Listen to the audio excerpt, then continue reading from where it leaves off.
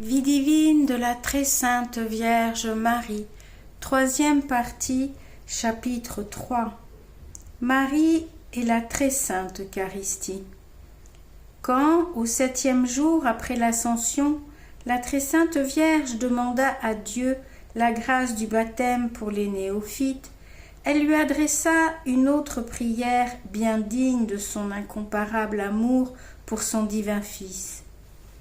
« Je souhaite, lui dit-elle, que les apôtres commencent dès maintenant à consacrer le corps et le sang de Jésus, votre Fils et le mien, afin que par ce nouveau sacrifice, il vous offre des actions de grâce pour tous vos bienfaits et que les fidèles reçoivent cet aliment de vie éternelle. N'étant que cendre et poussière, que la plus petite de toutes les femmes, je n'ose pas leur présenter cette proposition, mais inspirez à Pierre, votre vicaire, la détermination que vous voudrez. » Le Seigneur répondit à l'humble et zélée Marie, « Que ce que vous souhaitez et demandez se fasse. » Peu après, elle se rendit à l'assemblée des fidèles, forte de l'agrément de Dieu. Elle adressa ces paroles aux apôtres qui lui en avaient donné la permission. « Seigneur, vous savez que mon très saint Fils a institué le sacrifice de son corps sacré et de son précieux sang sous les espèces du pain et du vin pour demeurer toujours dans l'Église et pour que nous trouvions en lui un gage infaillible de la céleste félicité. Je désire, si vous le trouvez à propos, que vous commenciez à célébrer ce sacrifice afin que nous jouissions sans plus de délai de ses divins effets. Les meilleurs des catéchumènes pourraient être admis également à la Sainte Communion après avoir été baptisés. Les apôtres et les disciples remercièrent la Divine Mère de son initiative et décidèrent que le lendemain, Pierre dirait la messe. Après cette séance, la très sainte Vierge, accompagnée de ses anges et des trois Maries, alla disposer la salle où notre Seigneur avait célébré la scène. Elle-même la balaya et l'arrangea avec les mêmes parures, le même plat et le même calice du jeudi saint. Elle prépara ainsi le pain sans levain et le vin nécessaire. Après ces mesures, elle se retira dans son oratoire et passa toute la nuit à se disposer dignement à la communion dans les exercices de la plus haute oraison et les actes les plus fervents de foi, d'humilité, de reconnaissance et d'amour. Elle pria aussi pour tous ceux qui devaient communier avec elle. Le lendemain, pendant que les nouveaux baptisaient aux frais des actions de grâce pour un bienfait si admirable, les apôtres avec les disciples et les fidèles se prosternèrent, rendirent gloire à Dieu en se reconnaissant indignes de le recevoir et récitèrent les mêmes prières et les mêmes psaumes dont notre Seigneur s'était servi avant de consacrer. Après cette préparation, Saint Pierre prit le pain, leva les yeux au ciel avec un religieux respect et prononça les paroles de la consécration telles que notre Seigneur les avait dites. Aussitôt, le cénacle fut rempli d'une multitude innombrable d'anges et d'une éclatante splendeur, et toute l'assemblée s'aperçut que ces flots de lumière tombaient principalement sur la tête de la Reine de l'univers. Ensuite, Saint Pierre consacra le calice et fit les mêmes cérémonies que Jésus-Christ.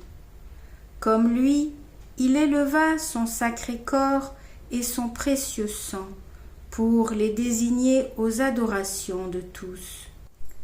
Après s'être communié lui-même, le chef de l'Église communia les autres apôtres comme le lui avait inspiré la très sage Marie.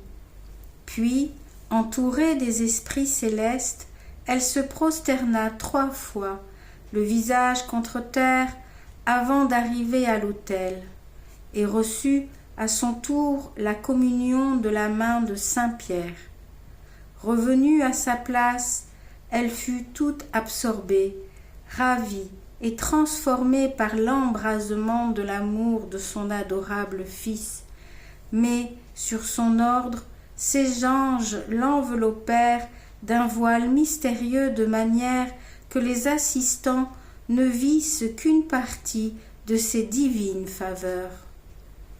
Après elle, les disciples et les autres fidèles sur lesquels était descendu le Saint-Esprit communièrent également sous les 2 espèces du pain et du vin. 1000 des nouveaux baptisés furent admis aussi à la communion, mais sous la seule espèce du pain, car les apôtres avaient déjà reconnu les inconvénients qu'il y aurait à ce que tout le monde participât à l'espèce du vin. Ce fut par exception seulement qu'elle fut accordée aux laïcs dans la primitive Église. Après que tous eurent reçu la très sainte Eucharistie, saint Pierre acheva la célébration du mystère sacré par quelques prières et quelques psaumes qu'il dit en action de grâce avec les autres apôtres. Tous restèrent encore quelque temps en oraison. Mais le jour était déjà fort avancé et il était bien temps d'aller prendre de la nourriture. L'auguste mère de tous offrit pour eux au Très-Haut des remerciements qu'il accepta avec d'autant plus de complaisance qu'une merveille unique dans l'histoire des âmes se passait en elle. Comme avant l'Ascension, elle était accoutumée à la présence de son Fils bien-aimé, elle aurait souffert violence à un degré insupportable si elle en eût été privée. Aussi plut-il à Jésus-Christ de la satisfaire d'une façon magnifique en résidant toujours en elle. Voici comment il opérait ce miracle. Lorsque la très pure Marie recevait les espèces sacramentelles, elle se dégageait de l'estomac pour ne plus se mêler au peu de nourriture qu'elle prenait quelquefois, et le très saint sacrement pénétrait dans son cœur, comme pour la récompenser d'avoir fourni le sang de l'incarnation dont la communion est une extension. La chaleur de ce cœur était extrêmement intense et l'activité incessante d'un amour enflammé l'augmentait encore. Mais néanmoins, les espèces sacramentelles ne s'y altéraient pas du tout.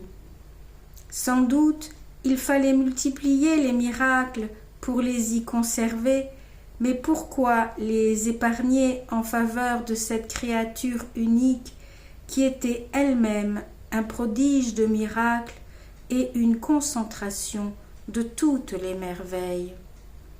Cette faveur commença dès sa première communion à la Seine et se continua jusqu'à la dernière communion de sa vie. Dès qu'elle avait avalé les espèces consacrées, elle allait remplacer dans son cœur les précédentes qui étaient alors consumées. Elle voyait au-dedans d'elle-même le corps de son très saint Fils, tantôt glorieux, tantôt revêtu de sa beauté naturelle. Presque sans cesse, elle saisissait les miracles que renferme le très auguste sacrement de l'Eucharistie. Elle contemplait avec bonheur toutes ces merveilles, parfois en elle-même et parfois en la vision abstractive de la divinité. Ce qui la touchait le plus, c'était de voir combien son divin Fils se complaisait à demeurer sous les espèces sacramentelles en son cœur très pur. Il y trouvait plus de délices que dans la compagnie des bienheureux. Il avait tant d'estime et tant d'amour pour elle, et elle l'attirait si irrésistiblement que s'il ne fût toujours resté en elle sous les espèces consacrées, il serait descendu de la droite de son Père pour ne point la délaisser pendant qu'elle vécut dans l'Église. Il aurait préféré priver de sa présence les courtisans du ciel plutôt que se priver lui-même de la compagnie de sa mère, car il les aimait moins qu'elle, parce qu'elle l'aimait elle-même plus que tous ensemble. D'ailleurs, avec quelle admiration ne l'adorait-il pas sous les espèces sacramentelles dans le cœur de Marie? Le spectacle de leur profonde vénération causait à cette divine mère d'autant plus de joie qu'elle y trouvait un dédommagement aux irrévérences dont le très saint sacrement devait être l'objet dans le cours des siècles. C'est enfin par cette faveur que notre Seigneur accomplit la promesse qu'il avait faite à ses apôtres de rester sans interruption avec eux. En ce temps-là, ils n'avaient point le temple pour l'y garder, mais le cœur de Marie y suppléait. N'était-elle point un tabernacle préférable à tous ceux qui ont été construits depuis lors, car il y fut toujours adoré avec le culte le plus religieux, sans y être jamais offensé, comme il l'est maintenant dans nos églises. La présence continuelle de Jésus-Christ en elle, jointe à la puissance de la vision abstractive, l'éleva et la divinisa à un tel degré qu'il est impossible de l'imaginer ici-bas. Quand elle fut descendue du ciel, elle se trouva déjà toute changée dans l'usage des sens corporels. Elle fit un nouveau pacte avec ses yeux pour ne recevoir les images des choses terrestres qu'autant qu'il le fallait pour diriger les enfants de l'Église. Elle ne lui était pourtant pas indispensable à cause de la science infuse qu'elle puisait dans la vision abstractive de la divinité, à la manière des bienheureux qui voient en elle, comme dans un miroir, ce qu'elle veut leur communiquer en elle-même ou dans les créatures. La vue ne lui était donc pas nécessaire pour apprendre quoi que ce fût. Néanmoins, elle jetait un regard sur le chemin par où elle passait et sur les personnes auxquelles elle s'adressait. Elle usait un peu plus de l'ouïe pour entendre ce que les apôtres et les fidèles lui disaient sur l'Église, leur âme et leurs besoins, afin de les encourager par ses réponses, ses avis et ses conseils. Mais elle avait un tel empire sur ce sens qu'elle ne lui laissait percevoir aucun bruit, aucune parole qui pût le moins du monde offenser les perfections de sa dignité ou qui ne fût pas utile à l'exercice de sa charité envers le prochain. Elle refusait à l'odorat la perception des odeurs terrestres pour ne sentir que les parfums célestes dont les anges l'embaumaient et dans lesquels elle trouvait de nouveaux motifs pour louer leur Créateur. Elle éprouvait aussi un grand changement dans le sens du goût, car elle s'aperçut qu'elle pouvait vivre désormais sans aliments. Elle mangeait quelquefois, cependant, mais fort peu, lorsque saint Pierre et saint Jean l'y engageaient ou lorsqu'elle ne voulait pas attirer l'admiration des personnes avec lesquelles elle était, de sorte qu'elle ne prenait quelque nourriture que par obéissance ou par humilité. Et alors elle ne trouvait pas plus de saveur dans les aliments que si elle eût eu un corps apparent ou glorieux. Il en était de même du toucher, dont elle sentait dans son cœur, avec une douceur et une joie ineffables, le contact des espèces sacramentelles, et ce sentiment absorbait d'ordinaire toute son attention. Ces faveurs furent accordées à sa demande, car elle ne voulait user de ses sens que pour la plus grande joie de Dieu, dans la plénitude de la sainteté. Aussi, en ce qui les regarde, ces actes avaient-ils plus de ressemblance avec ceux des saints glorifiés en corps et en âme qu'avec ceux des habitants de ce monde.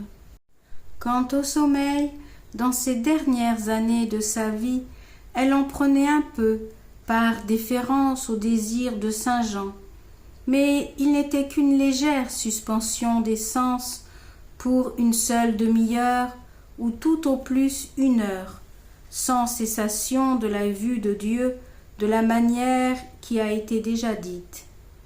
Ses puissances intérieures répondaient au privilège de ses facultés sensitives. Elle connaissait la volonté du Très-Haut en tout ce qu'elle devait faire. Elle savait en quel temps et de quelle manière il lui fallait agir ou parler. Aussi pratiquait-elle toutes les vertus avec une perfection si éminente que les anges en étaient émerveillés. Tous les jours, excepté ceux où elle ne pouvait sortir de son oratoire, elle se renouvelait en quelque sorte dans la communion, et bien qu'elle fût toujours si saintement disposée et que Jésus-Christ fût toujours aussi présent dans son cœur, elle ne laissait pas de s'y préparer par de longs exercices. Avant tout, elle offrait la passion qui se refaisait en elle chaque semaine, comme on le verra plus loin. Retirée chez elle à l'entrée de la nuit, elle demandait à Dieu la permission de lui parler, se prosternait en forme de croix devant sa majesté, adorait son être immuable et le suppliait de lui accorder, malgré sa bassesse, la réception de son Fils dans l'Eucharistie. Elle appuyait ses supplications si ferventes sur sa bonté infinie et sur la charité de Jésus-Christ demeurant dans l'Église sous les espèces sacrées. Elle lui présentait son incarnation, sa passion, sa mort, les dispositions avec lesquelles il se communia lui-même, toutes ses œuvres depuis le premier instant de son humanité, toutes celles des anges et des justes en tous les temps et en toute leur sainteté. Elle faisait ensuite du fond de l'âme des actes de l'humilité la plus profonde, se considérant comme une vile poussière en comparaison de Dieu. Et comme en son estime elle était la dernière des créatures, elle priait tous les anges d'intercéder pour elle auprès du Seigneur, afin qu'elle le reçût dignement. Enfin, elle produisait des actes d'un amour si intense que souvent elle obligeait en quelque sorte son divin Fils à la visiter ou à lui exprimer la complaisance avec laquelle il descendait de nouveau dans son cœur. Elle passait ainsi la plus grande partie de la nuit. L'heure de la communion étant venue, elle entendait la messe dite ordinairement par saint Jean. À la fin, elle s'approchait en faisant 3 genuflexions et recevait sous les espèces sacramentelles celui qui s'était incarné en elle.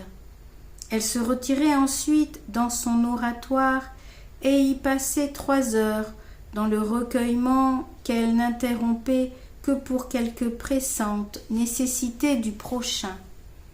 Maintes fois, l'évangéliste eut la joie de la voir alors rayonnante comme le soleil.